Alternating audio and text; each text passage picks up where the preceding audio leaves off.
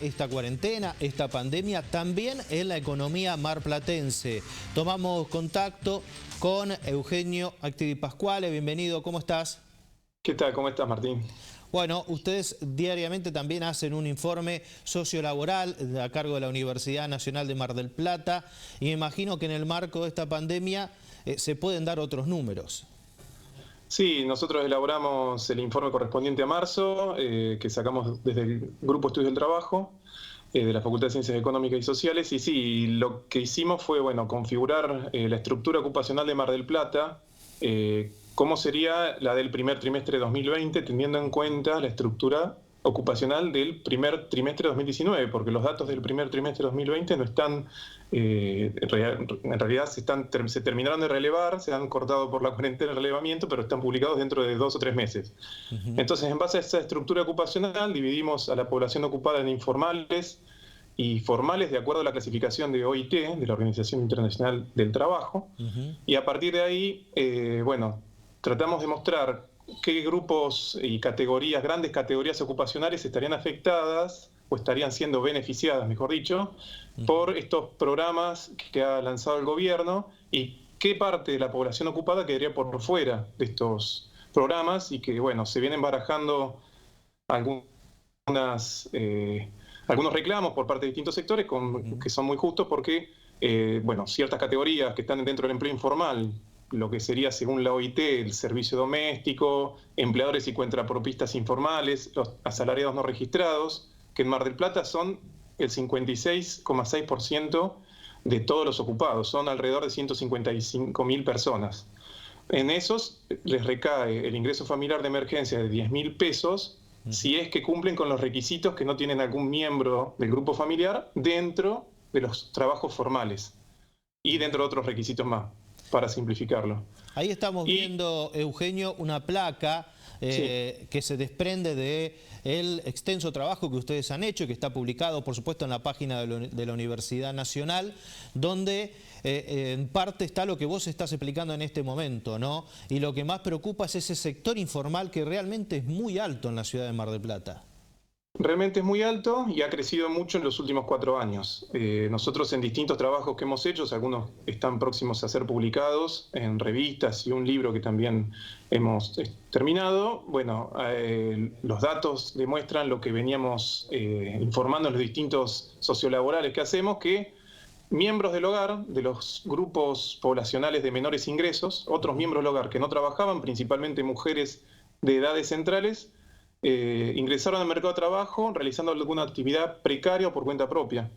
Entonces eso les sirvió para escapar de la pobreza en el corto plazo, pero ante una situación como esta, serían los primeros que se quedarían sin ingresos en el momento y que estarían nuevamente engrosando que serían los porcentajes de población bajo la línea de pobreza. Sin dudas. Eugenio, y después está el otro sector, el formal. ¿Cuáles serían las consecuencias no sé, en el corto plazo, por ejemplo, con esta pandemia?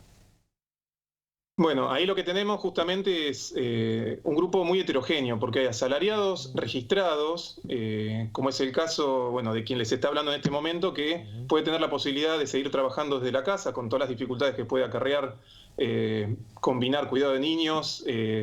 y trabajamos los dos desde la casa, pero podemos seguir trabajando y cobrando nuestro salario. Hay otros del sector privado que también hacen lo mismo, hacen el home office, que le llaman el teletrabajo, pero hay algunas personas que no pueden realizar desde su trabajo, desde su casa el trabajo. Pueden haber empleadores o cuentapropias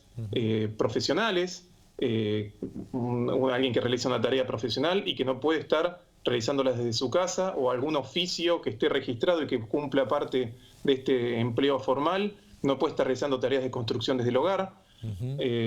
Por lo tanto, hay un grupo amplio de población que quedaría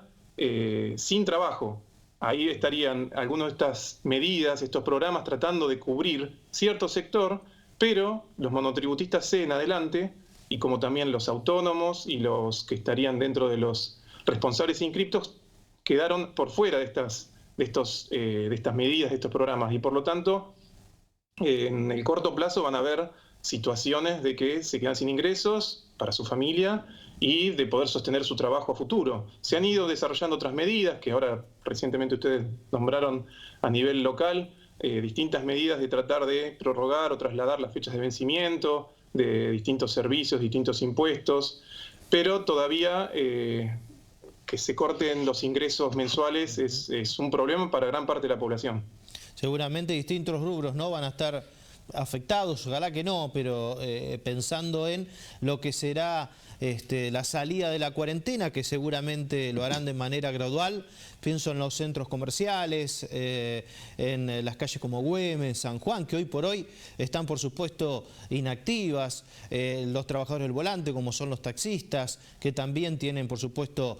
mucho menos trabajo, ¿no? Estos sectores en particular junto a otros rubros quizás es donde está mayormente puesta la preocupación, ¿no?